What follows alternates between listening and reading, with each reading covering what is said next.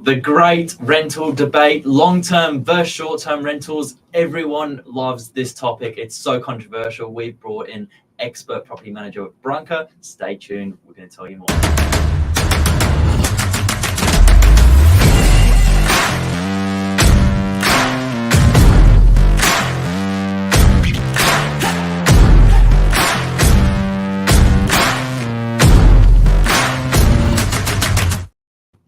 Good evening, Bronx. Good evening. How are you? Great.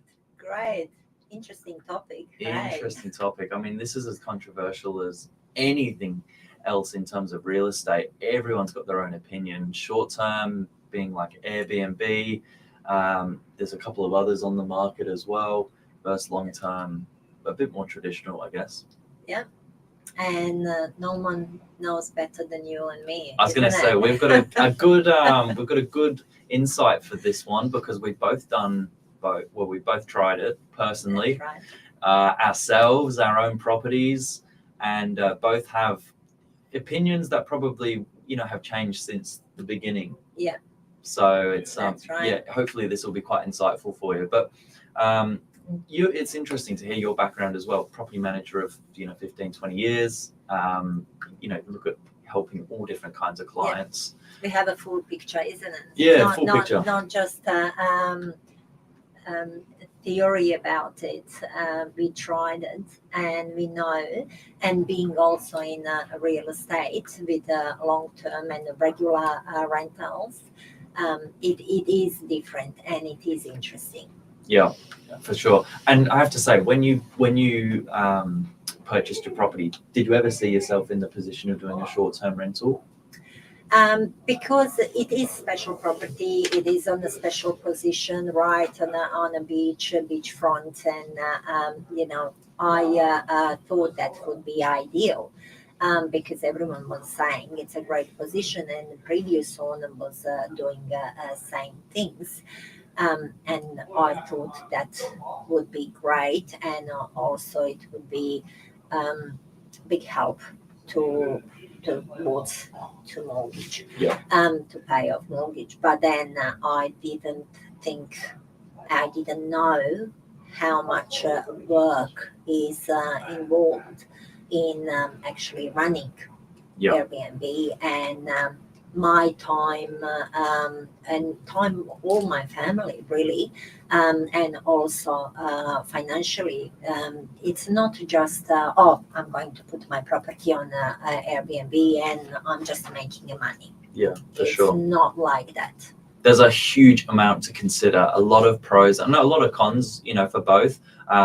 Rather than summarizing them all up here, we're going to just blow out this infographic for you so you can actually read yourself. But I guess on the short-term side of things, let's start there because we've both done it, both with different kinds of properties as well, which is interesting. But still Airbnb. But still Airbnb. Yeah, it's still guests coming and going, isn't it? It's still damages, cleaning, and organizing access time, advertising.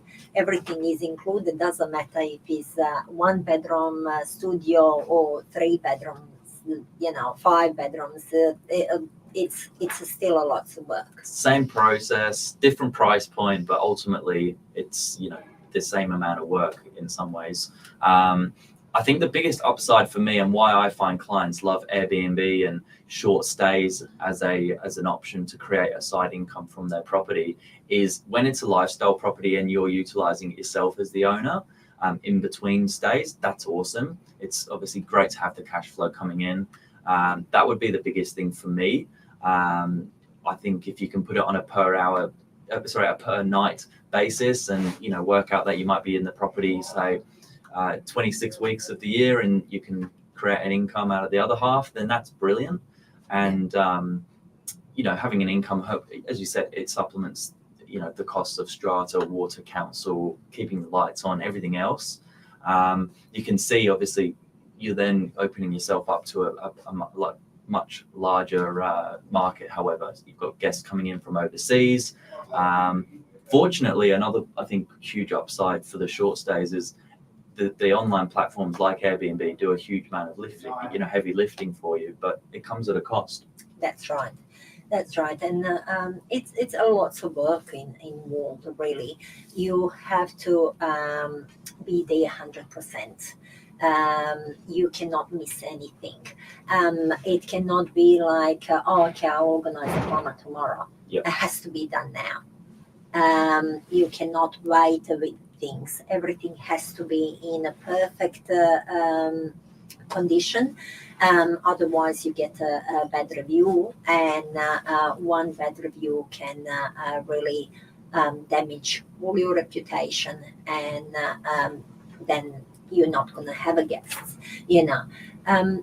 As much as people, when they talk about reviews and things, you think it's, oh, okay, I saw for some restaurant a bad review, and who cares? Maybe they didn't like that food, and it's fine. I'll try again. Yeah. With Airbnb, it's totally different. If you have one bad review, your rating comes down as well. You're not anymore super host. Yeah. You lose that points, and your property is not anymore on the top list. It goes down. It's not good. Then all your hard work is actually gone. Yeah, it's very different to a long-term rental advertisement. No one knows the prior history of the tenant. No one knows why the property is now empty and why that person's moved out. But with your reviews, it's you're on the coalface, and not only can it be damaging to your listing, but it can actually take away from the promotion of the property, because if your rating's full, Airbnb are not promoting your property in the same way other hosts are. So there's a constant expectation from the platform that you're there 24/7, not just as a property manager, not just as a property provider, but so much more. That's right. And example, Airbnb is also seasonal. Like with the long-term tenancy, you have for full 12 months lease, and you will receive the same rent for 12 months. That's your weekly rent. Till with Airbnb is totally different. In the summertime, or when it's public holidays or something, your place can have more money per night. But then, when it's nothing happening, when it's not school holiday, when it's not summertime, you have a vacant property, and you're actually losing your money. Yeah, absolutely. So your per night basis is higher. I calculated it could be as much as, it could be as low as maybe 20% premium for a short stay on a bad night. But on a good season, holiday periods, it can go through the roof exponentially. So there's a huge upswing. But then again, when it's as you said, it's seasonal, but then everybody is doing that. Yeah. There is a competition. Yeah. It's a more property on the market, and people have more choice, and then you have to do something special that you can attract the people. Yeah. And that's where your reviews comes, and where you have to be super host. Your property has to be on a top list. Yeah. With Airbnb. Yeah, it's important. Next thing that I think people lose in the whole grand scheme of things is management fees. What's it going to cost? What do you actually put into your pocket? It's not just management fees themselves, but also changeover costs. Every night that there's vacancy, or every morning that you need to delay a move in because you've got to clean, you're potentially putting yourself out of income there. And I think it's a bit of a mystery. Like, people find it hard to find where the fees are. But like short-term rentals in the market, we're hearing clients being charged around 18-20%. Yep. That's pretty normal going rate. If you do it yourself and you're going to clean it yourself, I worked out Airbnb alone, Bronx was between 11 and 13% for me. Yep. When I was running my own property. So compare that to a regular rental, it's at least double, maybe more. Yep. You're 100%. There's by the time you actually work out what goes into your pocket, big difference. And then furthermore to that, like the government's changed their approach on short-term rentals in this rental crisis, wherein it's becoming harder to supply short-term rentals. And if you are going to take that route, you now need to have a license. You pay a yearly, basically license to do that. That's right. Also, regulations has changed for that as well. Then your expenses, if you're looking for that, and VAT on your property as well, and strata, if property is strated as well, there is regulations as well. Yeah, not You're upsetting your neighbors when you're doing Airbnb, because when people comes to the property, it's a holiday, I think. Yeah. Not everybody comes just for conference or and they just live there. No, they party there too. And it's really important to consider the demographic you're going to attract with your Airbnb. I was fortunate, as I said, different price point to Branka's experience. A small one bedroom, generally it was probably a couple or an older folk that might visit family for an event. But if you're opening yourself up to 2 or 3 bedrooms, 4 bedrooms being a house, you're going to find groups combining their stay with friends and other family, and making it more affordable by sharing the rooms and sharing the bed space. So another thing to consider as well. You'll find your 1 bedroom booking is very, very different to a 2 bedroom. So even if you had past experience trying to run an Airbnb or a bed and breakfast, be careful. There's going to be a different different kind of booking. Yeah. And what we're finding now, we have more owners that coming to us and saying, no, tried, thank you, not for me. I want my regular tenant. I don't want this nightmare again. Yeah. To experience, to deal with this stuff. And for landlords in the long-term market, they have appreciated a catch-up in rental prices anyway. So there's been 11.2% growth in rental prices for DY in the calendar year. Whether they've done anything to their property or not, the general swing of the market is up 10%. So that gap is slowly closed, and people are starting to feel that now.